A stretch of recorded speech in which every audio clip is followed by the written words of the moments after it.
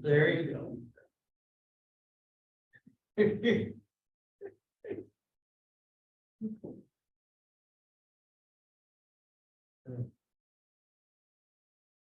Your transcriber trying to figure out polluted, he said polluted.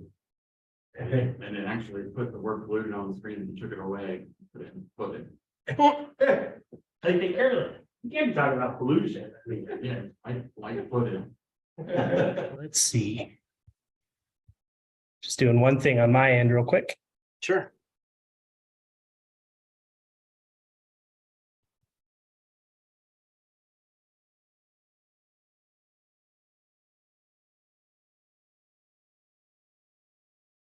All right, believe we're good to go. Can everybody see that on Zoom as well? I see it. All right, good deal. All right, Matt, floor is yours. Thank you again so much for being here today, and I'll let you have it. Oh, perfect. Okay. Well, first of all, I just want to say thanks to Tom and to the Barnard Astronomical Society. Now you guys are in, you're south, are you Nashville area or south of Nashville? We're Nashville area. Yeah. Okay. All right. Now, was JD Powell a member of your society?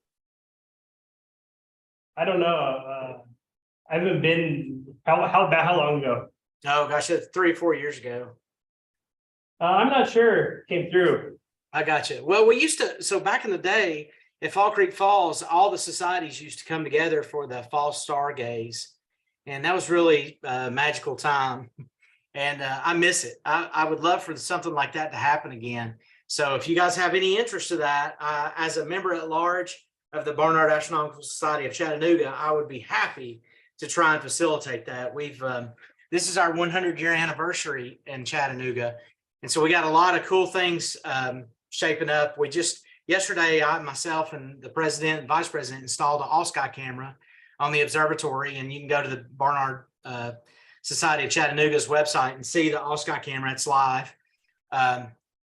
So that's up there. But tonight, Tom and I talked a little bit about what I could present on, and the way we got hooked up. I think a friend of mine, mutual friend of ours, mentioned that I was having trouble finding people to speak at our society because I'm the program chair.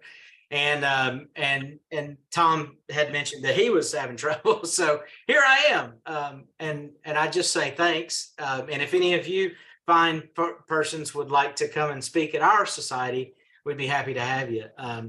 We have about 130 members these days and probably about 75 active. And we were fortunate during the pandemic. We had a bunch of tech savvy folks. And so they jumped right on board and got us online and on YouTube very quick. And we saw our numbers increase, which has been interesting. And, there's been kind of a shift during that time, and I'm going to talk about it a little bit tonight. But what I hope to do tonight is just to go over modern astrophotography, because if you've been in astrophotography or astronomy for the last 20 years, you know that things have changed. And so I'm hoping to go through all that and maybe give you some pointers and some tips and maybe give you some information you didn't know.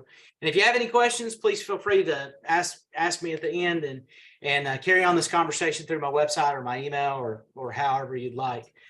But just a little bit about me. I'm a board member of the Clarence C. Jones Observatory and a past member of past president of the Astronomical Society of Chattanooga. 2 years ago, I was the president. I'm a program director at my church and school, and I'm certainly a space enthusiast, have been all my life. My website's kind of a tribute to that. In 2013, I was cited as one of the 10 best space photographers of the year, which basically means somebody submitted one of my photos and I guess I was close to the top of the stack and they selected me. I have had an APOD, which was a lifelong goal. And I got that last year. And I manage a telescope in Marathon, Texas. So, from astrophotography in the driveway, astrophotography on a remote site, and electronically assisted astrophotography, I feel like I know a little bit about it to maybe tell you at least what not to do.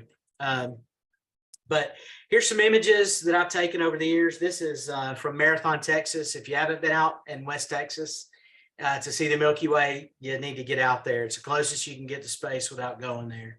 And that's so the people are also nice. And I managed to get the owner of the motel to flip the sign off immediately when I started exposing, and I was able to catch the Milky Way in that, because there's no way you could expose for that. But that's one single 30-second shot, believe it or not. And that's how the Milky Way looks out there. But that sign went off a fraction of it. I did it like 5 times, and that was the shortest exposure. And it just illuminated the sensor and it was off. And then I exposed for 30 more seconds. So there's the Milky Way, northern and southern hemisphere, from what you can see from this latitude. So that's as much as you can see here. That's taken with a DSLR. This is another DSLR shot from my remote observatory, and I caught this amazing meteor. I was actually in there shooting time lapse because that's the only way you could catch this shot. So it was taking a photo every 10 seconds. And this is a meteor shower from Fall Creek Falls. If anybody wants to know how to do that, I'd be happy to explain it to them. But there's a lot that goes into a shot like this.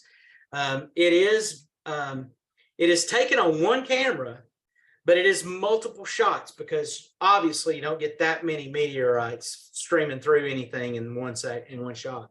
But what you do is you put your camera on a tracker, on a tripod, and you start it, or you don't start it. You just leave it off, and you take a foreground shot. And once you get the foreground shot, you start the tracker, which starts tracking the Milky Way, and you point it at your target. So whatever your part, and you can see my target here was Orion right in the center. And I left it on Orion, and it tracked Orion all through the night. So about 8 hours, it tracked Orion. And as it tracked Orion, it got all of those meteors what you get from that is the radiant point. So you really can see the radiant point of a meteor shower with that. Here's some of my deep sky work. This was shot out in Marathon, Texas. It's a 3-panel mosaic. It's probably 100 hours on Seagull Nebula. And it's got wings. If you expose long enough, you can see them. This is my first foray into the Orion constellation. Shot this back in 2015. This was done with a DSLR. And it took me about 6 months to shoot this through the season. It's a 12-panel mosaic, and it's my first attempt at a mosaic. I immediately finished this one and decided it wasn't good enough. And I spent 7 more years photographing the Orion constellation. You can zoom in on my website. It's a 200-panel mosaic. It's the largest mosaic I've ever seen, compiled and plate solved. And that's the ticket. It's plate solved. It took my computer 2 weeks to process the data. Literally, there's a picture of me with a big smile on my face with my computer behind me. And that's the minute that my computer made that little sound that it was finished processing. So that's on my website if you want to see it. Here's Omega Centauri from my deep sky location in Texas, again, remote. This was my APOD. And it's frustrating because I do all these photos that are, to me, are more scientific. And I take one photo and I run it through Star Exterminator and they pick it as an APOD. But, that's neither here nor there. It was my goal to get an APOD. When I was a kid, my Boy Scout master got an APOD. And I was like, I want to be like that guy. And so here I am trying to do it. And I finally did it January 11th, 2022. So as you can see, it was pretty important to me. And another shot of the Cygnus loop. That's a 9-panel mosaic. Row of Yucca, beautiful color. Cygnus loop with Genaya, the star there. I exposed for literally hundreds of hours to get all of that data and the hydrogen exposure there. Dusty NGC 1333, really nice area. Again, in Marathon, Texas, you can pick up that brown dust fairly easy. Horsehead Nebula with a Edge 11. That's kind of, those are some of my astro photos. I got one other shot here, but tonight I'm going to go through electronically assisted astrophotography. Now, if you've been in astronomy for the last 20 years, you understand the shift that's happened in astronomy and astrophotography. And I'm going to give you an example of that. So what I have here is a 300 megabyte hard drive from 1972. And you guys can see this thing weighs about 50 pounds and it's 300 megabytes, right? So you guys all understand what's happened in astrophotography over the last few years. It's been refined. And in 2010, when I got started in it, it would have cost $10,000 and it would have weighed 400 pounds to build out a rig to do astrophotography. And of course, in the last, 10, 15 years, that's changed. And now it's accessible. And so tonight I'm hoping to show you how accessible it is. Maybe you're a visual guy and I'm a visual person too now. I went backwards. I did astrophotography and then astronomy. And so tonight I'm hoping to convince you that, now's the time to put your feet into the water because it's amazing. So the basic types of astrophotography out there these days, of course, you have landscape astrophotography. I showed you the pictures of the meteor showers, the Milky Way sign. And then you've got on-site, remote, and solar astrophotography. And I put solar at the end there because I'm really into solar these days. And that's a whole new ball of wax. And so I don't want to lump them together because it really is a whole new a set of expertise. And then there's electronically assisted astronomy and astrophotography. And here's on-site astrophotography. You can see me with my society out in Texas. And this is my rig, the closest one to you in focus. That's what I did my 7-year 200 panel mosaic on. That's two William Optics 130 millimeter scopes and APC HC sensor size with 16200 cameras. And it's over 1,000 hours, and I'm really proud of it. You can go see it on my website, but it's 200 panels. It's 200 individual shots stitched together in PixInsight and PlateSoft. So you can use the tool online. It's all interactive. You can bring up the PlateSoft. You can see just the hydrogen data. You can see just the RGB data, and you can see the hydrogen and the RGB data. But that's on-site astrophotography. As you can see, pretty substantial rigs. Here's remote astrophotography happening. This is, telescopes set up on piers that we dial into. In fact, on my screen over here, you can't see, I'm actually looking at my observatory waiting for the roof to open because I'm working on a project. And that's my rig closest to us now. I'm using a Takahashi 106. I have two guys that are actually doing a sky survey with me. So we divide it up and we shoot different portions each night. And we've measured ADU and we've got it down to a science so that we're not wasting any time. And we have real strict parameters as to when we shoot and when we don't shoot, depending on the moon, and seeing. So this is a shot of all of my astrophotography over the years, and you can see I'm big into solar. I've got a calcium scope. I just purchased a white light scope, and I just spent an hour this morning before I went to work at 6 a.m. looking for a solar continuum filter that I've lost. So it's in this labyrinth of a workshop I have somewhere. And then you see my hydrogen alpha scope, the solar image there. But the bottom left-hand corner, that's my 200 panel mosaic of Orion. And again, you can go to my website and zoom in on that thing. There's some globular clusters hidden in there. There's a cluster of galaxies. When I got the hydrogen data, the first thing I did was remove the stars. And when I did it, there were all these dots and I got frustrated. I was like, what is this? I spent all this time, there's hundreds of thousands of hours time in this thing. Why are there dots in my shot after I used Exterminator? And I realized those dots weren't stars. They were galaxies. So this thing is fun to just zoom in on and just spend time getting lost in it. And again, all that's at top left-hand corner, there's a tool and you can select those and see all of it. So here's some terrestrial images. Top right is Huckleberry Knob over towards North Carolina. And bottom right is Marathon. Again, that's what the Milky Way looks like out there, the naked eye. So if you've never been to West Texas, put it on your list. You definitely want to get out there. And here we are to EAA, electronically assisted astrophotography. And it's kind of a shift, but now I'm going to focus on this for tonight.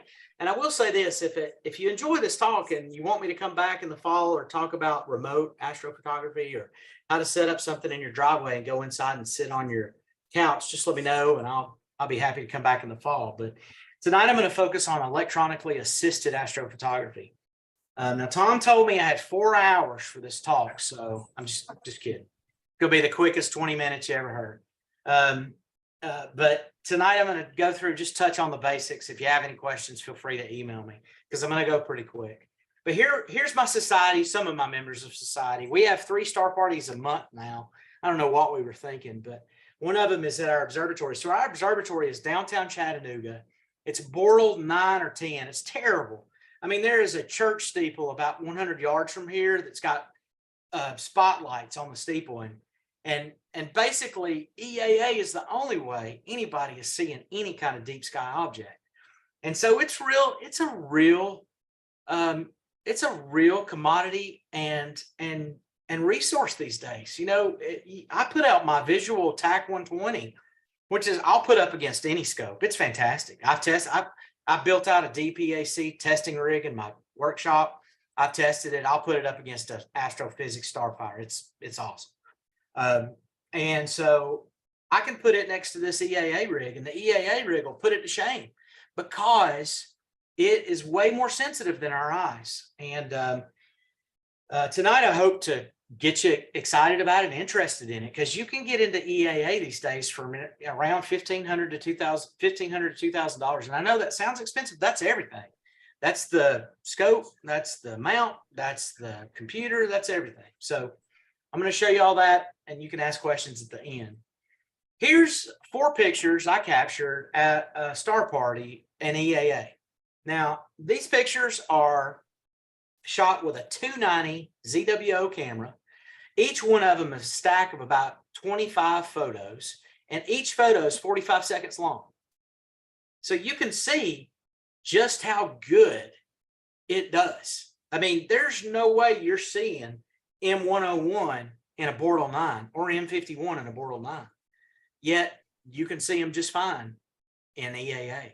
And so if you look back at this image, you see what we do. We put the scope up on EAA and we project it.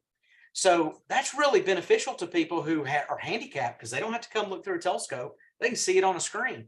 And I'm sorry, but when the 7-Eleven across the street has every neon color in the world flashing on their billboard, there's no sense in worrying about, you know, light pollution and your dark adaptation with your eyes. So might as well put a giant screen up and a projector. That whole projector rig there cost about $220 from Amazon. You know, you can buy it on cheap, and here's what you can put up there. So you can really do some amazing things. We've done Messier marathons with it, all captured on ZWO ASI Air. Now, why EAA? So why would you do that instead of regular astrophotography? Well, number one, it's portable. You literally can pick it up with one hand. My EAA setup, I can pick up with one hand and move it. And it's powered with this battery. That's it. This will power it for 6 hours. This is just a simple battery off Amazon. It's USB powered, plugs in, 5 volts is all it needs into the, it actually does 5 volts and it does 12 volts, but into the, your device of choice. If you're using the ZWO ASI Air, that could be 12 volt, 5 volt. If you're using the, using an Astroberry, that can be 5 volt. And if you're using a Raspberry Pi, this is also a Raspberry Pi, but if you're using it for StellarMate, then that's 5 volt as well. So this can power everything for about 4 or 5 hours, which, you know, when you're doing a star party and electronically assisted EAA, that's all you need. Access to DSO and light pollution, like I said earlier. Light polluted skies, not a problem. It's becoming more affordable. Every year it gets cheaper. You know, this is a ZWO ASI Air, and you can get a mini now for $100 that'll do all this. But this is the plus. This one's $199. I take that back. It's $299. The Pro's $199. But this has power management. It controls all of your peripherals, USB. It controls your camera, control your guider, control your mount, all from this thing. Now, this Astroberry, which I 3D printed this case, I don't know if you can see it. It's kind of hidden on my green screen, but the Astroberry, Raspberry Pi, I coded it myself with Linux. You download the package, it's free. I'll talk about that in a little bit. Definitely an option. If any of you have used Raspberry Pis, you know the weak point in a Raspberry Pi is the power source. It's just, it's trash. So frustrating for me. I use Raspberry Pis for pretty much everything. They automate my shop. They control my media server. They run my 3D printer. They run all my all-sky cameras. I've got them on all my cameras, my DSLR when I do time lapse. So they control everything for me, but they're just not friendly to power supplies. If you don't have a good, clean power supply, you're just going to have trouble. And that's why later I'll tell you ZWO, the ASI Air might be the way to go. Becoming more affordable, no seeing considerations, because this is called lucky imaging. Here's why. A couple years ago, I set up my EAA rig right next to an Edge 9.25, and they had a 1600, an Edge, a 9-inch. They were shooting M101. I had a ZWO 178 on a 100 millimeter refractor, and I was just doing video. And they were shooting long exposures, and my image looked better than their image. And here's why. The seeing was terrible that night. It's bouncing all over the place. Lucky Imaging shoots video, and so it's second to second. And my 178 will do 30 frames per second. So in that second, I was able to keep up with the shifts in scene and pull some really decent images out of that scene, whereas that 1600 was shooting for 2 minutes or 1 minute at a time. And, you know, when seeing goes south, it affects the whole image.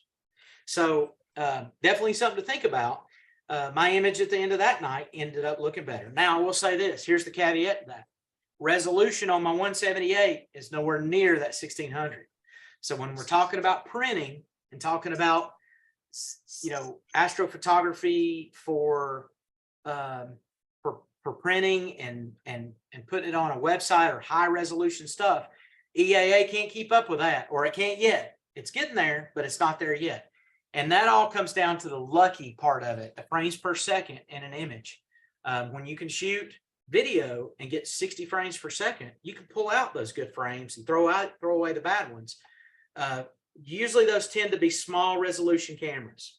So that's where we're at right now, but it'll get better. There are more and more options available for EAA.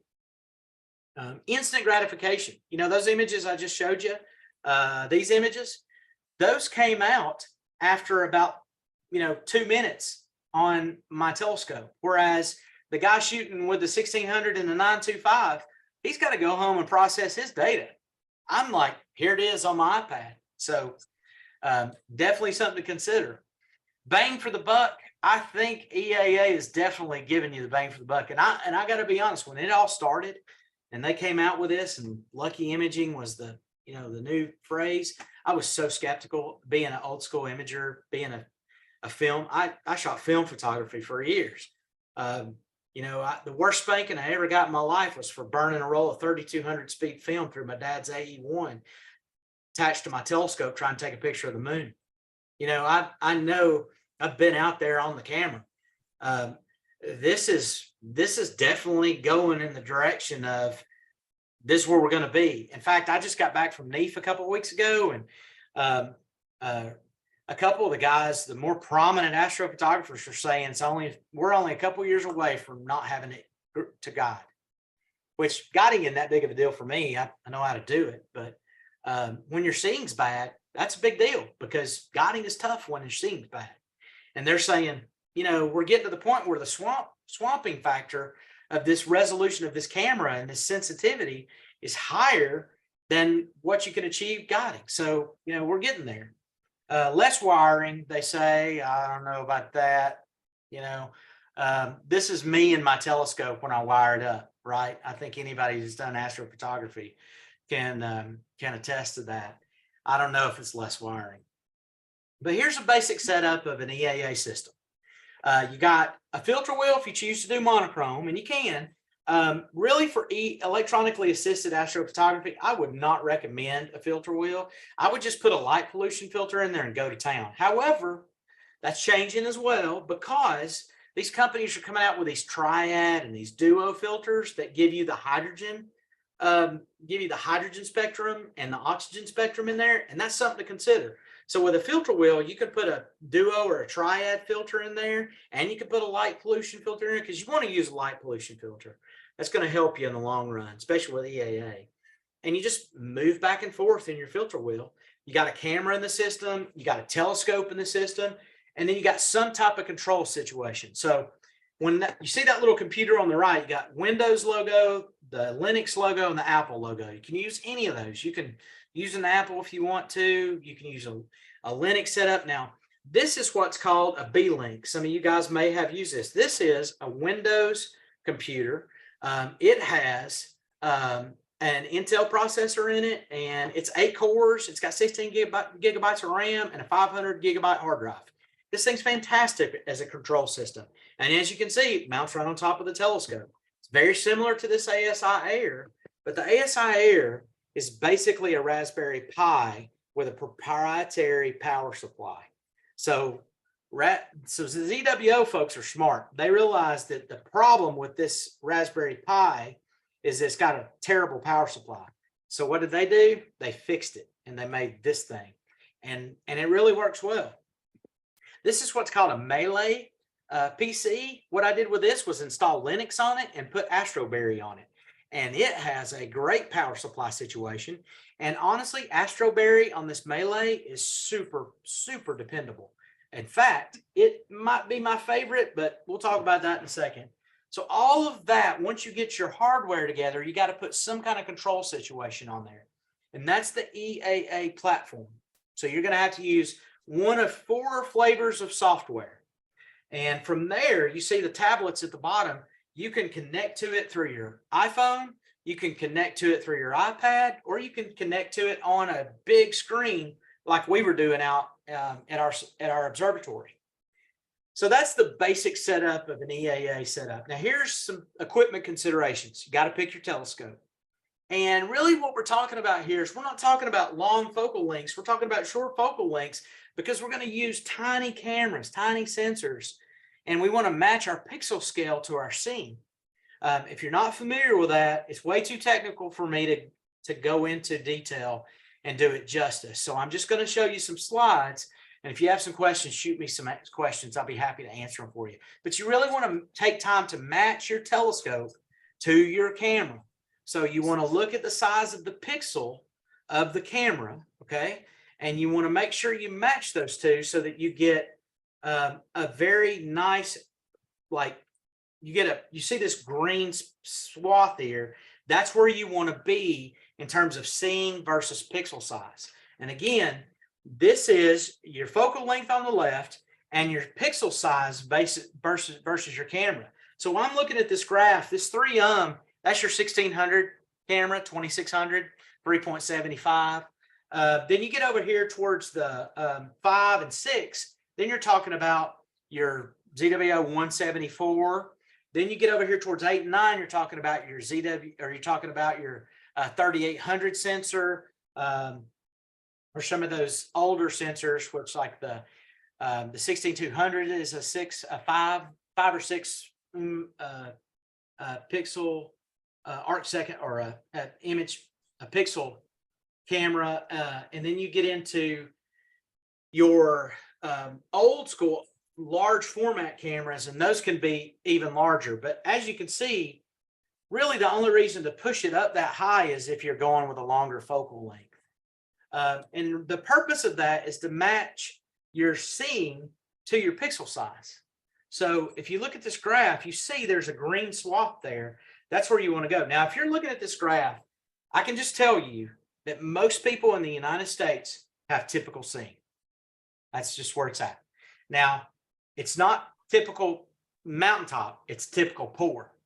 I have bought an Edge 11 3 times. 3 times, you guys. 3 times I tried to reinvent the wheel. 3 times I thought, you know what? I feel lucky. 3 times I realized we just do not have the seeing in Tennessee to support that type of scope.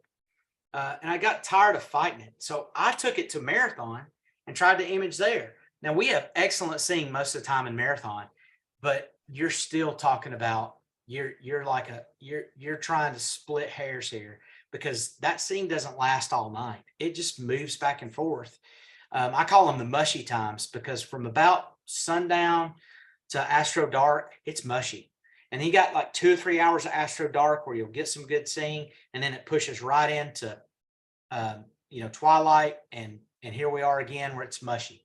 So when you're talking about EAA, you got tiny cameras with tiny pixels. You want to match it to a tiny scope so that you get the best scene, that green swath there, and you get a really nice image scale versus arc seconds in your pixels. So if you have any questions about that, I'll be happy to talk to you in depth, but it really, wrapping your head around it, it can give you a headache. Mount is your consideration. So these days they have all these strain wave mounts, which make it super light. I've got an AM5, pick it up with one hand. So nice, so light, super awesome piece of technology. Now this is AM3, this is their new one. But again, really nice, really light. And then on the right, you have the Pegasus over here, another strain wave mount. Now, when you're buying one of these, if you just decide to buy one of these, you really want to make sure it's got what's called a brake. It's got an electronic brake, so that if the power goes off, it doesn't swing loose, because some of the early strain wave mounts did not have brakes. So there's some of them out there like a Rainbow. Unfortunately, they've got some software fixes, but if those go off, they lose power, they swing. They lose, the brake won't hold. So considerations. Equipment considerations, top left, you see the Melee. Underneath that, that's the Raspberry Pi. Next to that, the right, that's the B-Link. And then on the far right, you have the ZWO ASI Air. These are all computers that will control an EAA setup. And here are the different platforms. So I'm going to talk about the platforms in depth just a little bit. Here's Astroberry and K-Stars. Now, let me just say this. All of this development for this Indy platform is done on the Indy platform, is open source. And unfortunately, I'm going to talk about it here in a second. The ZWO platform is also built on that. And I have a couple friends who work in the NINA development, and the guy that manages SGP is in the telescope behind me and Marathon. So I get the scuttlebutt on what's going on in that community quite a bit. But K-Stars and Indy is where all this started. And these folks, I mean, God love them, because they made astrophotography affordable. Back when I was in college and wanted to take pictures of space with my camera, you're talking $2,000 or $3,000, $4,000 to get started. There is a whole Discord forum dedicated to guide scope astrophotography. And the last figure I saw on there was in complete astrophotography built out 3D printed setup for $275. So these kids are buying guide scopes, putting a tiny little camera back there that's like $200, which is the main expense, and writing there and using this Indy software to do EAA and taking pictures of Andromeda that would blow your mind.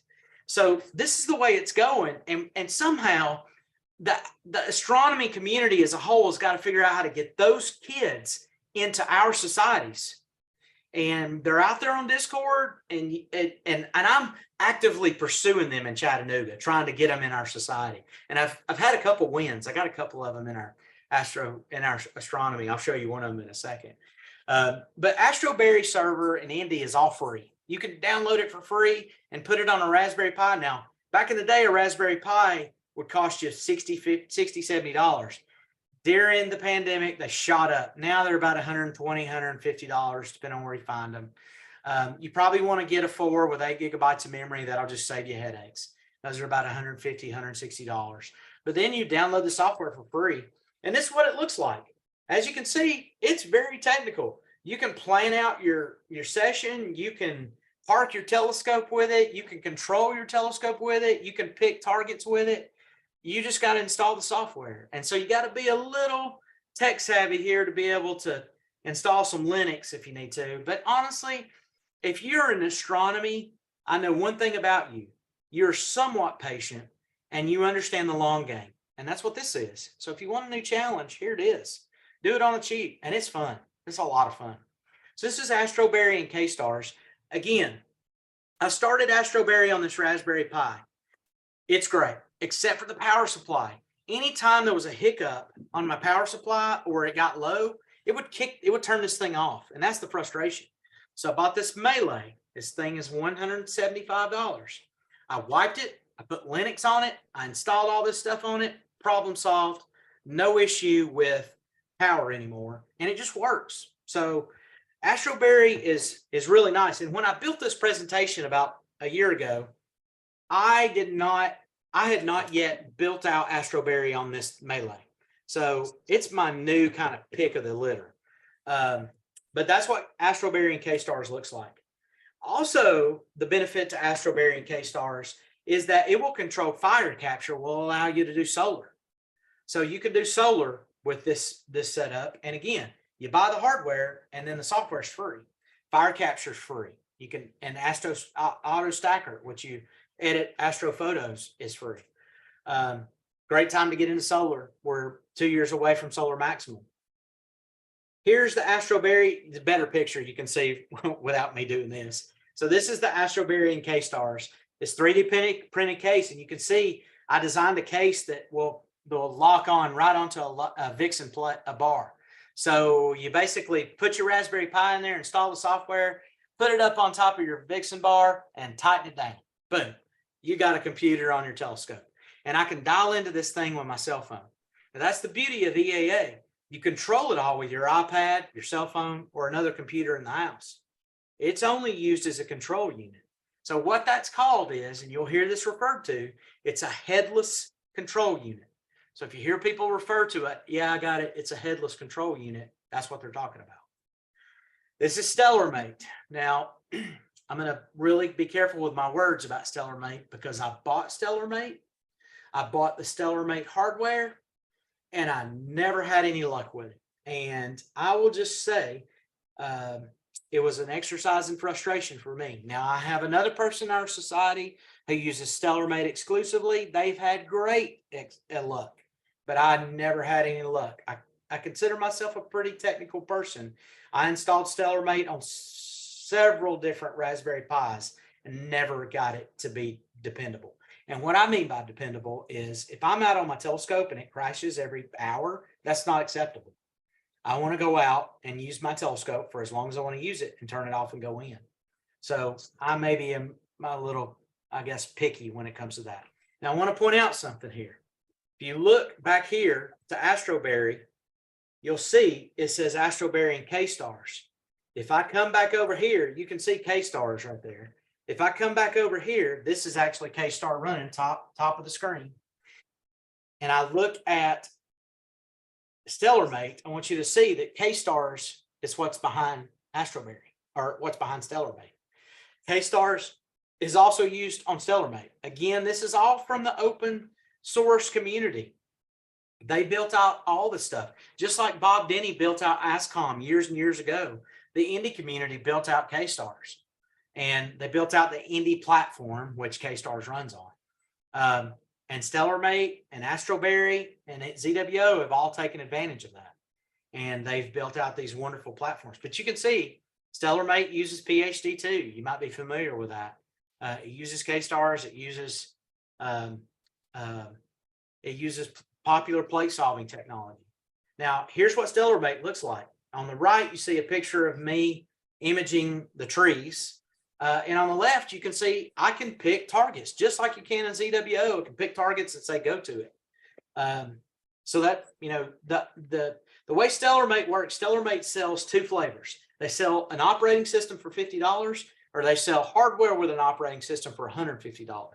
I bought them both. I wasn't able to get either one working, but one of my members in the society bought the hardware and the software, and theirs works great. But they don't update things. They get it working, they leave it alone, and I'm an updater. When anything comes out, I try to look at it and see if it, you know, makes anything better. This is what the Stellarmate looks like on my FOA 60. You see it on a Raspberry Pi case there. I've got it tied to that handle. I just got it on a push pull. That's how I was doing the image of the trees there. But again, real fast, works until it doesn't. And then finally, we have the ZWO ASI Air. If any of you have used the ZWO ASI Air, they've really refined that platform. They put a decent power supply in there and it just works. So here's what it looks like. This is one single image. So here you can see cooler's working at 38%. It's a 78-second image, and that's what they're looking at. That's pretty nice. I took this out at Fall Creek Falls. So here is another image of Bubble Nebula. And if anybody's imaged the Bubble Nebula, you know that's faint. And with a color camera, you can see it, which is pretty fantastic. Now that's a 181-second image. So I'm guiding, it's controlling all this stuff, but still, and pay attention here. That's controlled with an iPad. See the iPad resolution and the length by width there, the pixel. And this is with a phone. This is on my iPhone. You can see length by width wider, and you can control them easily with either. And here's a picture of the ZWO setup. Now, here's the other piece to the caveat to the ZWO. It is not friendly with other technology. It only uses ZWO. So if you buy ZWO ASI Air, you got to buy, now the mount, they will let you use something else. You don't have to buy the mount, but you got to buy the EA, you got to buy the ZWO camera. You got to buy the ZWO focuser. You got to buy the ZWO rotator and guide scope if you want it to work with ZWO. As of right now, they will work with Ioptron mounts, astrophysics mounts, Skywatcher mounts, Celestron mounts. The ZWO ASI Air will control all those mounts. But I mean, who's to say if they'll lock that out? They've locked everything else out. It is a closed community. And so which one's right for you? You know, you're thinking, well, these all sound nice. Which one is right for you? As you can see, this guy over here is having some serious luck with astrophotography. This is how anytime I get on my telescope and take pictures, this is how I feel. Astroberry and K-Stars, it's free. That's nice.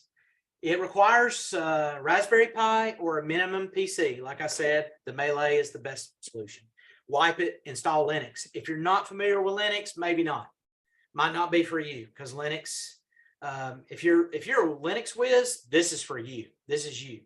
If you're not, if you're familiar with the Raspberry Pi, this might be for you, but just be aware that Raspberry Pi, the hardware is just not yet there yet. I keep hearing that when the 5 comes out, they're going to solve these power issues, but we'll see. Linux know-how, definitely a plus. Tech challenge need not apply. If you're not tech savvy, don't go this route. Just buy the ZWO system. It works, and it works well. It's open source, so these guys are always doing something new with this, which is fantastic. You can do mosaics with this now. My take, it's the best of the free solutions. Okay. Then you got Stellarmate. OS fees, operating system fees, or hardware and OS fees, as I explained earlier, somewhat supported. If you ask a question in their forums, they'll get back to you in a day or two. Linux know-how also a plus. You got to know how to use Linux to install Stellarmate. Tech challenged, again, need not apply. And my take, may be great one day. It's got all the makings. I mean, and honestly, it was my favorite one. It's the one I wanted to work. In fact, it's the first one I started with. I spent all my money on the hardware, or actually I just bought the operating system first. I was like, oh, this is going to work. I never got it to work. So I bought the hardware and the operating system. Never got it to work. But, you know, it might be different for you, but that was my experience.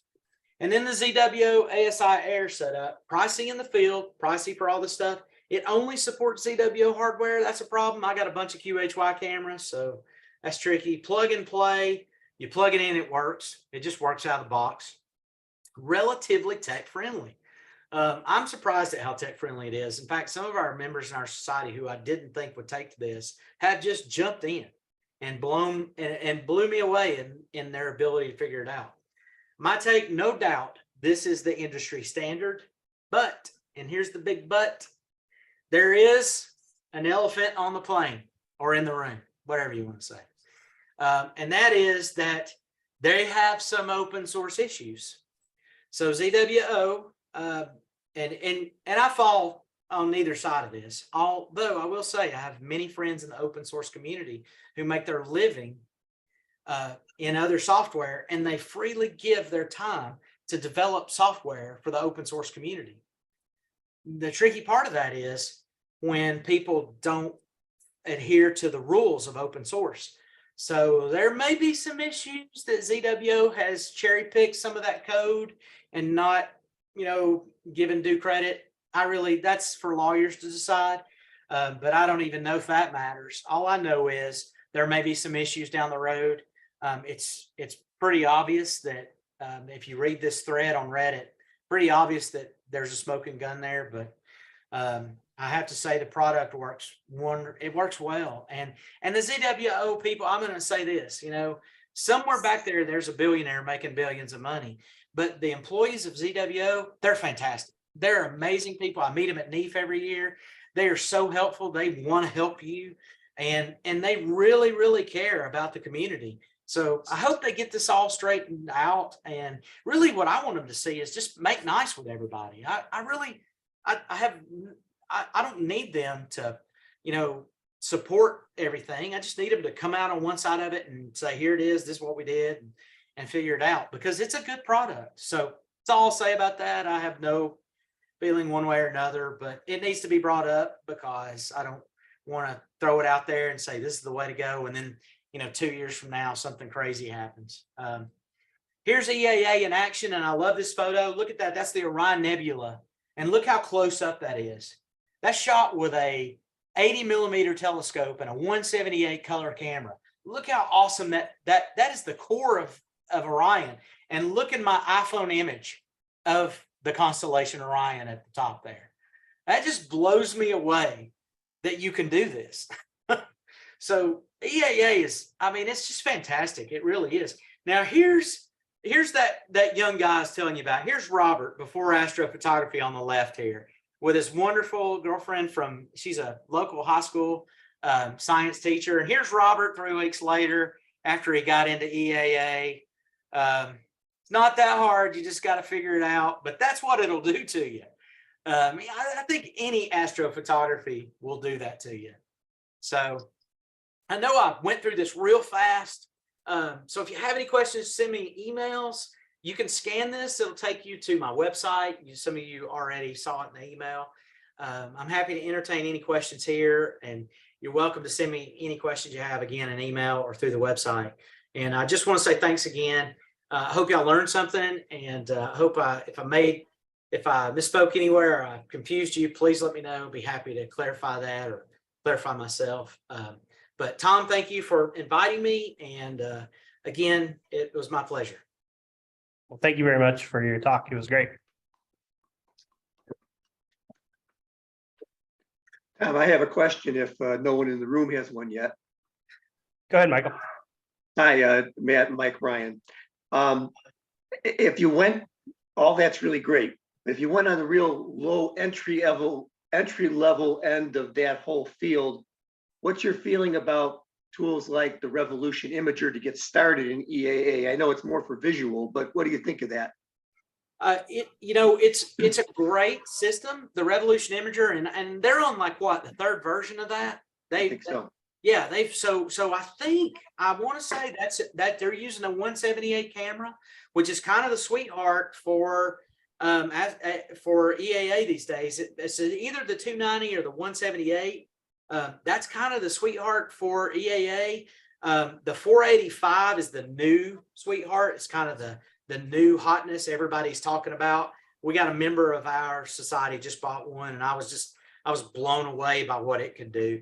And so, things like that are certainly usable. What you want to look at is, and I'm going to go back here I don't know if I'm still up there. I'm going to go back to this scale right here. This is the most important part of EAA, and it's matching your pixel scale to your scene. And you're going to have to, I've got an equation to figure out exactly what your pixel scale would be with your given telescope and camera. And you're going to want to, if you keep it in this green range, you're going to have a good experience. But cameras like the Revolution, it's going to lock you into one place and lock you into their software. So it's certainly not a bad place to start. And it definitely is affordable. I don't know if any of you guys have seen the new ZWO C-Star that they've got coming out. It's $399, $499, super cheap. And it does that as well. It does EAA out of the box. They had them at NEAF. That NEAF special was $399 out the door. And I think 4 of our members that went to NEAF bought one. Thank you, Matt. Anybody else with questions real quick? Yeah, Yeah, we got one. Go. I guess you can hear me. Can you hear me? Can you hear me, Matt? Okay, so I wonder if you could speak a little bit to the difference between as far as EAA. Some of the examples you gave were showing live shots, like live, 45-second shot or live 60-second shot versus doing live stacking. So Sure. I do a little bit of the live stuff too, but I have that problem where I can catch the Orion Nebula. That's pretty easy, right? I can do like a 15 or 20-second loop, and that's good. But if I try to do anything else, I end up, I'm not going to get the image unless I do like 15 or 20 minutes of stacking. Sure. Okay. So are you using SharkCap or what program are you using to? I use a couple of different ones, but I've had the most success with backyard EOS. I use a Canon T3i. Okay. So I will just tell you, the Canon T3i is a great camera, but it's just not going to be as sensitive as one of these tiny little pixel cameras. So like a 178, the T3i is just not going to be able to compete with that small technology. Are you familiar, the T3i, do you know what the pixel size is on that? Offhand, I think it's like 2.39, but I'm not sure that's correct or not. Okay, that's pretty good, but you've also got, so you gotta, and here's why. 239 is great, but what that is that's a really wide sensor compared to the tiny sensor of one of these Astro cameras. And right. what the benefit that tiny Astro camera has is the frames per second. See, there's a swamp factor that you figure into noise versus light collection. And you have to flood the sensor to get past that swamp. You have to swamp the sensor to get past the noise floor. And that T3i has such a big sensor, it's shooting so little frames per second, you're probably having a tough time getting past that. So when you got one of these little cameras, it's pretty easy to do that. Now, having said that, there's certain things you can do to that to the T3i that you have for EAA. One of those things you can do is, I don't know is it modded at all? I took the IR filter out. Okay, all right. That's certainly one thing you can do. So a good light pollution filter goes a long way. Yeah. So that helps as well. And then honestly, playing with the software you're using, I have found, depending on which camera I'm using, I've had better results. Like when I use my ZWO camera, for whatever reason, I have better results in SharkCap than I do when I use my QHY camera. And I have a 60 DA right here. This is what I started doing EAA on this one. And I too had a tough time getting it. Like you said, I had to do, 4 or 5 minutes of stacking to get a nice clean image, to get a bright image. And as opposed to like with one of these little ZWO cameras, it kind of just, it just blows your mind how quick it comes into focus.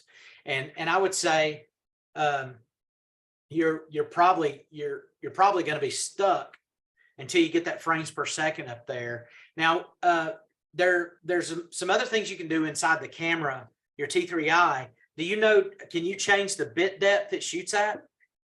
I can, yes. Okay, so if you move to 8-bit, you might get a little bit quicker. and what it can capture and put out. Are you shooting video or are you shooting still images? I've had my best luck with just still images. Okay, all right. So it's been so long since I've used my 60DA for EAA. I'll have to go back and look. But Backyard EOS, I was looking at it a couple weeks ago. I couldn't believe how many improvements they had made in that software. Oh gosh, yeah. Yeah, and it's certainly a great place to start. You just might have to be a little more patient with how quick it takes to get into, a usable image. Yeah. But the benefit, and I will say this, the benefit you have with a DSLR is that is a usable image to print with. I mean, that's a big sensor. So Yes. it'll be tiny, but you can get a print out of that. Whereas these little bitty ZWO and QHY cameras, you're not going to be printing those. And if you do, they're going to be Right. tiny little, your megapixel there is like 2 and 3. So Last related thing, what about the speed of the scope? My scope's an f7. okay, so depending on where you're at, that can work against you. If you're in light polluted skies, Yeah. a faster scope is going to flood that sensor faster. In the case of the DSLR, that might be helpful, but in the case of one of these smaller, tiny little cameras, it might flood the sensor so fast. You're talking about 1 second, 2 second exposures. I mean, it really is. You really start getting that light in there so quick. You got to have a light pollution filter. Thank you. Sure. Thank you. This is good questions.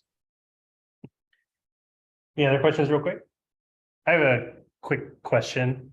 You said, so can you set up the ASI Air with a DSLR, right? Like, I know you mentioned you can run a mount with it and stuff like that. Can you control, like, how much can you control with the DSLR?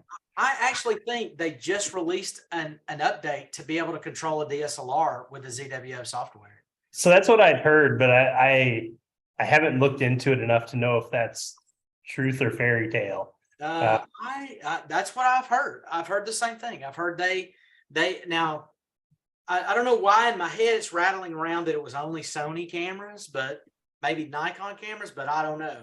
I did hear they were working on that be able to control a DSLR, which makes, they absolutely should. That's where everybody, pretty much all astronomers have a DSLR. They've got one laying around. So that's why I still shoot on. So that's why that's where my interest is. Yeah, absolutely. I bought this 60DA. I had modified by Hap Griffin, and I have not turned loose on it. I actually just bought another one and gave it to my nephew because I love mine so much. I took my first picture of Andromeda through it, and I was hooked. Well, cool. Good deal. All right. Any other questions before we let Matt go? Yeah. Somewhat off topic, but what's going on at the observatory down there now? So amazing thing. So we turned 100 this year. We have some really exciting news that I can't say yet that I'm so excited about, but something really cool is about to happen. We also we contracted Surge over at Astro Devices to build encoders for our scope. So we're going to be able to use the scope again. And really what's facilitated all this, and I'm just going to say it, we got a new astronomy and physics department head, and this guy's amazing. I mean, he's passionate about seeing astronomy in the community, and he's just blazing trails for us. We had one of our members pass away about 2 years ago, unfortunately, but she left a sizable donation to the society or actually to the university in honor of the society. And so some of that work's been able to been done through that, but it also facilitated the creation of a Friends of the Observatory fund. And so what's going on now is every Sunday, not every Sunday, but in the spring and the fall, we have a 10-week lecture series where there's been star parties out in the parking lot. We're doing a star party at our local dark site, Cloudland Canyon, on the first Saturday of every month. We're doing a star party at Harrison Bay the second Saturday of every month. And then we have the lecture series the third and fourth Saturday or Sunday of every month. So almost 3 and 4 star parties a month sometimes. they're about to install a solar scope on the telescope and start doing remote solar astronomy through the dome. So live solar astronomy out of the observatory once again, and hopefully field trips next year, and the high schools and middle schools coming back to the observatory. So lots of exciting things. Thank you. That's really cool. Awesome. Well, with that, we'll let you run off tonight if you'd like to go do your thing. I know you just got home from work, so I appreciate your time, even though you are an hour ahead. I had no idea either, so I didn't even that was think a about welcome it. sight. I scrambled to get home and I was like, oh, it's an hour ahead, hour behind. But I know I'm happy to do it. Thank you all. And if there's ever anything I can do, please let me know. And if any of you folks want to come and speak at our society, we'd love to have you. So have Good deal. a great night. Well, we'll be in touch about things moving forward. Well, again, let's thank Matt again. Absolutely. Thank you, guys. All right, so I may steal the Zoom back from you here. Yes, please do. There you go. All right. You guys have a good night. You too. Oh, come on. Which side? There we are. All right. It would be nice if we could get Matt's presentation. Is he going to make it available through our site? I'll ask him about it for sure. Because there was a lot of really good information in there. And so hopefully we can get that taken care of or get that on. There we go. Hang on a second. All right. Why'd you go full screen? There we go.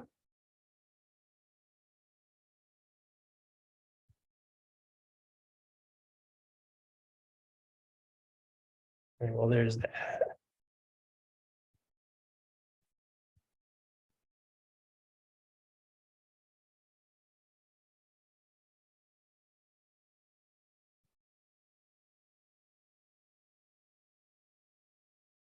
Mike, can I get a thumbs up? Can you see my screen?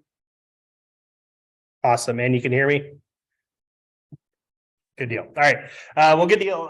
Thank you so much for sticking it out, giving speakers their time first. Seems to be helpful to let them go so they don't have to sit through all of our stuff. But we'll go ahead and get everything started. Hopefully everybody got a chance to look over the minutes from the previous meeting as well as the previous board meeting we had at the beginning of the month. Anybody have any questions on the goings on that has happened over the last couple of weeks? No? All right, well, we'll go ahead and move forward. Theo, can we get a treasury report? Yep, we have a little bit of money in the bank. Our bank balance right now, here you can see it. We have $10,529.04 in the bank. And even after moving all the PayPal over, we've got another $146.66 in PayPal. I think Keith sent out some reminder letters, so we're getting some re-ups here, and we did sell a poster this month again, so yay. This month we'll be spending some money to renew our post office box and our astronomical league dues. So I'm gonna let Keith do some cleanup work on the membership. And Keith, just so you know, I think when I go through it for the astronomical league, I'm not gonna ask them to send a reflector to anybody who hasn't paid dues for, say, 2 years. I think that's kind of a fair cutoff. Yeah. But it's basically $5 a member. Okay. So you can figure out how much that's going to be depending on how many members we get. Social media, our Facebook is liked by 2.1K people and followed by 2.2, and we have 324 loyal followers on Twitter. So Great. And I need to get serious about this. These were our glasses from the last eclipse. And these were made by the nice folks in Memphis, American Paper Optics. So they had our name, our logo. Next total solar eclipse was the 2017 year, and then next April 8th. So it has even the date. We still have a few of these left, but anyway, these were a great project the last time. So we need to get some more. It's just going to be a question of how much to spend, and I need to get a quote from Rainbow Symphony too. So. I think that's really about it. I know there's been a lot of fun between Chuck and I. We've done a bunch of sort of extracurricular things over this last month and a half or so. We were both at the Outdoor Fest for Bell's Bend. And Chuck was at the Science Center on the 29th of April, and I was at Warner Park. And then I was down at Shelby Bottoms actually last weekend for Migratory Bird Day. And they also announced that Nashville has now become what they call an urban bird treaty city, which is a program by the U.S. Fish and Wildlife, believe it or not. And basically we put together, and when I say we, I mean a huge number of people from the Nature Conservancy, the local bird people, parks, TWRA, and a bunch of folks got together and sort of proposed a package deal that the city signed on to, where we're going to start working towards making Nashville a more bird-friendly city, despite all the glass buildings we're putting up. But anyway, and lighting is part of that. So that's where I was sitting in on the group, was saying, hi, we need the lights out. So anyway, it's been kind of fun. Place to go into the birds. I know. Yeah. Well, you know, what I tell people is we don't have cute animals like sea turtles to point to, right? To ask people to turn off the light stuff, but birds appeal to a lot of people. And if you want to have some fun, go online to the Cornell Ornithology Lab. They have all sorts of videos for migration months of May and September, where they show people picking up dead birds next to buildings in downtowns. And the estimate is that we lose several millions of birds every year just because they get sucked down by the lights. They end up in cities. There's not enough food. They crash into the buildings. It's just a bad deal for birds. And they're trying to use the stars to navigate. They do not understand all this light under them. So the songbird populations have taken a huge hit. So there needs to be, that's sort of the hook that we're trying to use now to get people more interested in, hey, there's this really simple thing you can do to improve these birds' chance of getting where they're going. Turn off your lights when you go to bed. And if I have a kid there, I'll say, does your mom tell you to turn off the lights when you leave a room at night? Yes, they do. Well, when you leave that big room called the outdoors for the night, turn off your lights. Anyway, we're working on it. Does that get through? It does, because especially, you know, you tell kids we're killing birds by leaving lights, and they go, well, that's not right. But anyway, Put the guilt on it. that's right. But anyway, that's kind of fun, and we do now have a newly chartered chapter for Tennessee for the IDA. Can we put a link to that on the website? Yes, we can. And we're probably going to start contacting folks. We're either going to put out a newsletter or something, but we do have a list of everybody that belongs to IDA in the state of Tennessee. So we're going to try to kind of tie people together. We've got all these individuals that are members, but we don't have any sort of organization. So we're going to try to do that. Yeah. In our spare time. And that's not just, that's myself, that's a nice lady in Memphis called Rebecca Love, and then a gentle person who lives down Mont Eagle Way, who I think also belongs to the Chattanooga. So anyway. Well, it's good getting everybody together, right? The more people you get involved, the more power you have. So that's really cool. Keith wasn't able to make it tonight, so I'm stepping in for Keith. Hi, everybody. We have 233 members signed up today. I know Keith is doing some cleaning of the books, right? Like 2 years back. So we're going through with that. So if you're hearing this and you haven't paid your dues, I think Keith's given a little bit of leeway, but you can stay on top of that so we can use the funds to help our outreach and stuff like that. Maybe pick up one of these EAs that, who knows? But yeah, so membership is still going well. We still have. All right, how about now? Oh, that's what's going on. We still have equipment available to loan. It's sitting in my garage right now. My wife stares at me and goes, I can't put the strollers in here, see doing in here. So if you're interested in equipment, let us know. You can either get in touch with us through the info@bsasnashville.com or equipment@bsasnashville.com. In theory, that should make it to you.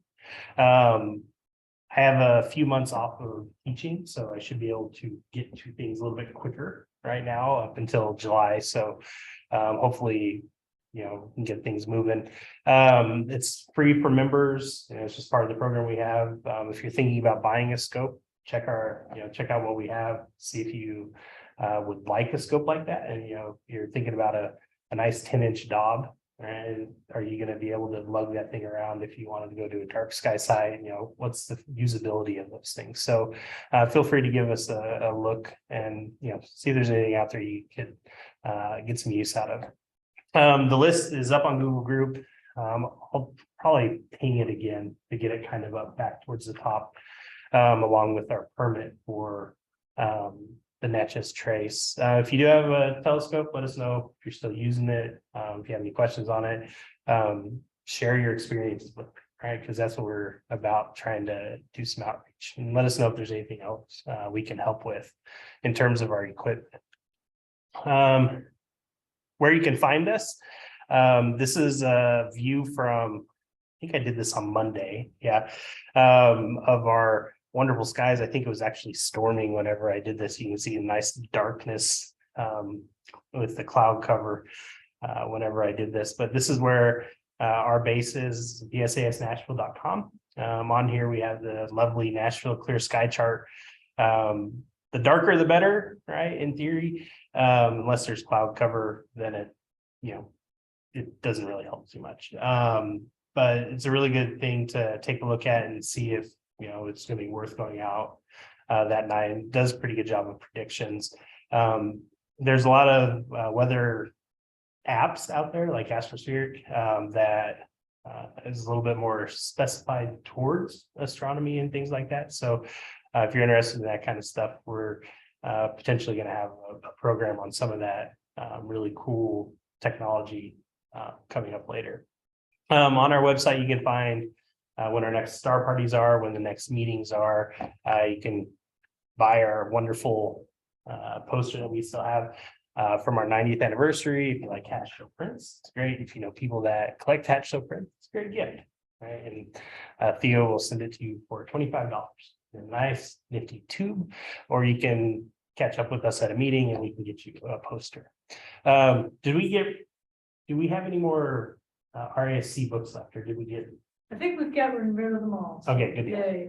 Just wanted to- Through the year, we should. I would just walk one to a meeting if I have with us as highest bidder right here.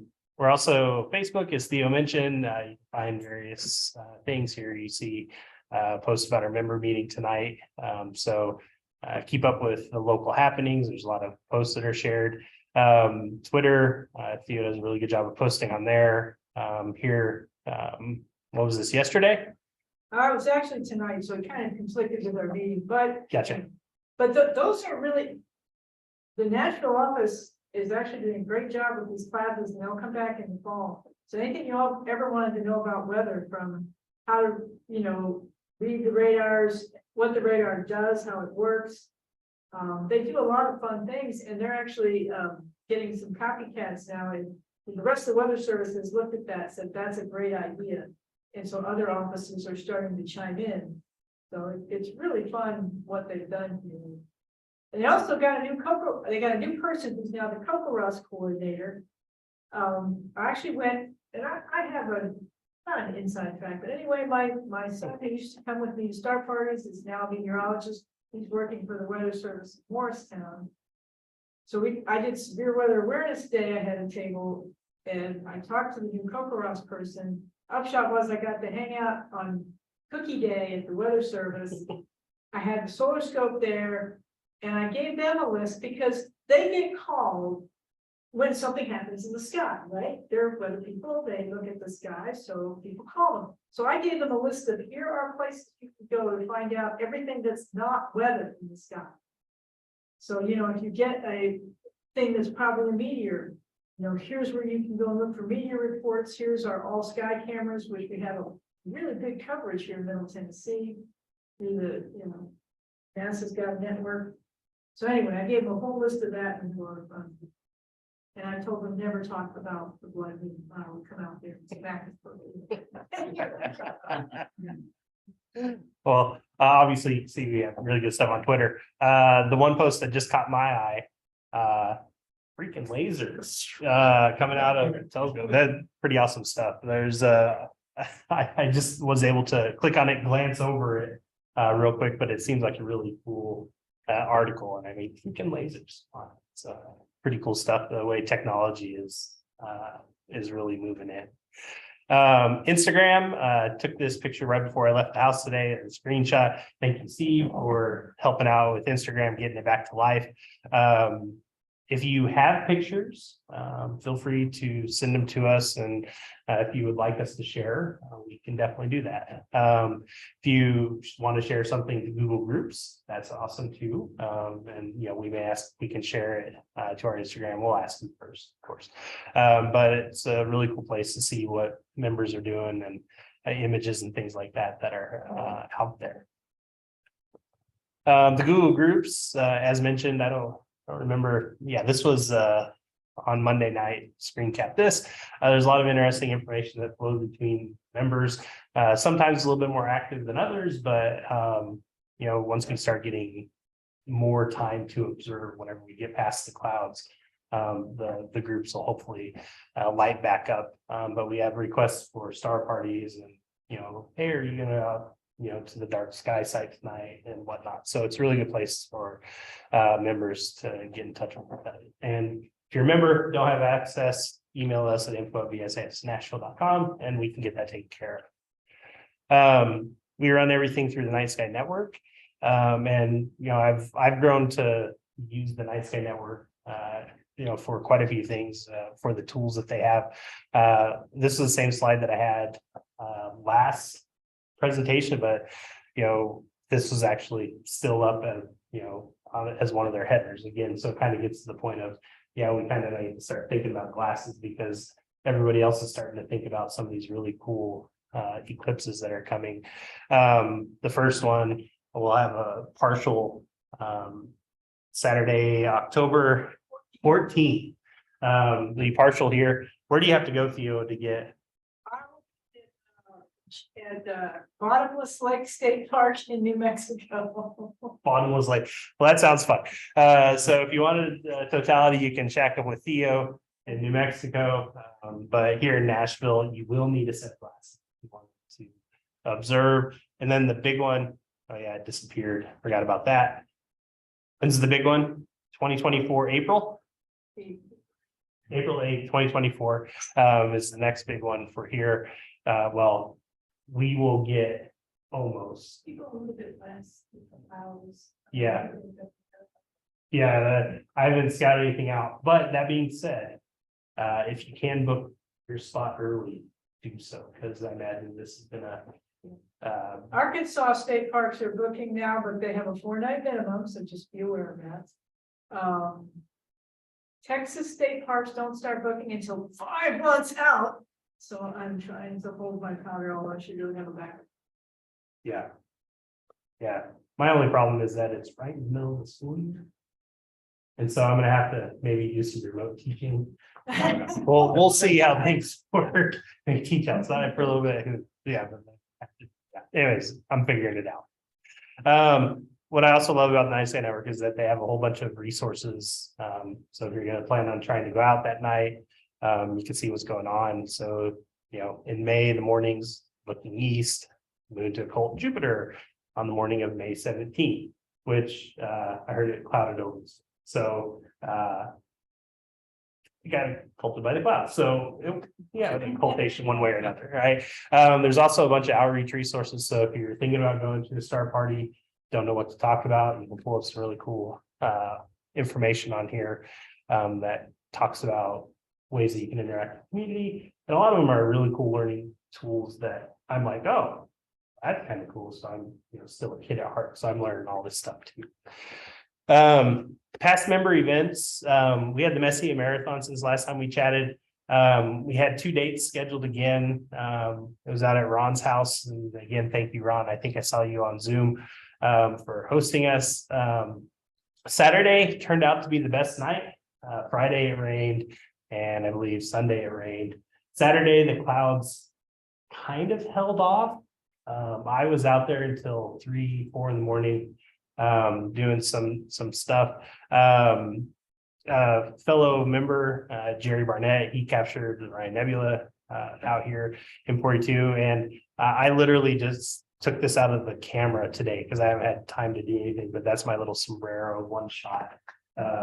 Cute little things. So, managed to get some decent stuff. There was a good turnout this year. There's about 6 of us out there doing some imaging, or just looking through scopes and learning how things work. And so it's really good to, I forgot, like during COVID, how important it is to observe with others, because you learn stuff about your equipment and you help people learn stuff about their equipment. And you're like, it's a nice piece of equipment. I like that piece of equipment. So you get to share stories, and you get to share imaging tips and tricks and stuff like that. So, I'd highly recommend, future things like that. Getting together with groups of people and start observing together again. On the 29th, we were supposed to have a public star party out at Bowie Nature Park, and it got rained out again. The theme kind of sticks with us. On the 29th, on that day, Chuck went out to the Adventure Science Center to host or help host Astronomy Day. He did his Apollo to Artemis and beyond images or setup, and here you can see Chuck interacting with a whole bunch of kids that are in awe of his rocket collection and stuff. So, big thanks to Chuck, and big thanks to Theo for all the outreach that you guys do. So it's really appreciated, and it's always great to share our passion with the younger group, right? Like as Matt was saying in the talk today, getting kids that think differently about electronics and all these things. Imagine what happens when you open the sky up. Technology that they can bring to it. So get them hooked up, right? And then we can go from there. We have some events coming up on the 20th, which is this weekend. The private star party at Water Valley Overlook. It's at mile marker 412. Dark until whenever. Sunset is almost 8 o'clock. So if you can get set up before that, if you do come in late, be aware that people are, trying to get adjusted with eyes. Keep your lights as low as possible. If you do manage to get out there, make sure you have a copy of the permit, either printed or on your phone accessible. Okay, they want everybody out there to have a copy of it if you're out there. Okay. On the 27th, we have a public star party at Cornelia Fort from 8:30 to 10:30. I haven't been out to Cornelia Fort, but it's a big, flat runway, right? Yeah, it'd be interesting to see. I should ask the park people about the lighting on the old hangars. That's a good point. Yeah, hopefully they can turn those street lights off. Some of them they can. I'm not sure if they can turn all of them, but we need to ask. It's a fun spot. Of course, we're probably gonna have a tornado thunderstorm, but we're trying to protect us by saying. Well, they have hangars, so you can hang out, right? The most to find your way in, because you kind of have to scroll back through the neighborhood, but trust the Google, it will get you there. Well, so that's the next public star party. On the 27th, Chuck is helping run the star party at Montgomery Bell State Park, a campground ball field. That's what he put in the There's the turn to the campground, and then just past that is the turn into this big field. Gotcha. So that kind of coincides with the private star party that technically would be scheduled that night as well. So out on the Natchez Trace. So you can either go left to Natchez Trace or right to Montgomery Bell State Park. But if the weather's nice, do some observing somewhere, right? We love those nights. The reason why it's up there is that our next member meeting is the 21st. So all those things are happening before we see each other again in member meetings. So the 21st seems like it's coming up quick, but we have a couple weeks to get there. But that'll be our next meeting. I found, I figured I'd throw this up there because I always like to, be aware of what's going on and, certain things that might be cool to see. We're on the 17th, right? And so here we have on the 23rd, we get Venus and Mars with the, crescent moon and the Mercury greatest western elongation, and then followed by Venus on June 4th. There's a couple things coming up in June that look interesting. Mars and Messier 44 and Venus at Messier 44, kind of coinciding with each other if you can deal with whatever moon is there. And I popped things into Stellarium to see what it was going to look at. And so on the 2nd, we have Mars. On the 13th, we have Venus, and on the 21st. And so I popped them into Stellarium. And so here you can see with Mars, it's literally going to be right in. Yeah, so that's why I wanted to see. So I'm going to definitely, hopefully not jinx whatever weather gods may be listening, but that'd be a really cool shot. And then Venus on the 13th is going to skirt it. And then on the 21st, you can kind of see the moon, Mars, and Venus kind of all like together. So that'd be kind of a cool image as well. So one thing that I didn't know is that Stellarium now allows you to do stuff on the web, right? So web Stellarium, so you don't have to download the software if you don't want to, you don't want to rely on the resources on your computer. And so these were all off of the web Stellarium. And so it's just kind of a cool thing to pop up. So I now have it bookmarked on my computer, but some cool things coming up in the night sky. One more thing, June 21st, also the night of the Green Bank Star Request. So I will be there. I don't know if anybody else has signed up to go, but if you have, shoot me an email. We can maybe chat about meeting up over there. That is also the day of our next public meeting. And so I'm gonna have to tap one of my friends in the group to see if they would run the show. So a lot of the good things coming up over the summer that are really exciting to take a part in. And that's what I got today. Any questions or comments? Yeah, real quick question on the private parties that like out in Action Straight, that haven't been one yet. About how many people turn out for those? It depends, right? The best way to go is to put a post out in Google Groups and say, is anybody I interested? mean, does it vary sometimes? Yeah, that's exactly, I think the most I've seen out there. I mean, the one on the, Action Straight from 20. This I can on the 20th, but the next one I will. So I'm gonna The try. last- Yeah, I can't make any guarantee. I need kids. I'll throw it. Yeah, Because you want to not be the only person who's out there, right? yeah. It's all. However, now I do have to say, we'd have to get in touch with Ron, but Ron's like, hey, Water Valley is, he can see Water Valley from his house. And so he always makes these things available, but yeah, it is a lonely place. So, like I said, you can get out there with friends or fellows with telescopes, not just the loneliness factor, but like, hey, do you have extra power supply? Help out as well. So, but yeah, make posts on the Google groups and maybe hopefully get stuff going. Has anybody looked at the weather? I'm afraid to ask. It's not. Because isn't it supposed to rain tomorrow? Yeah.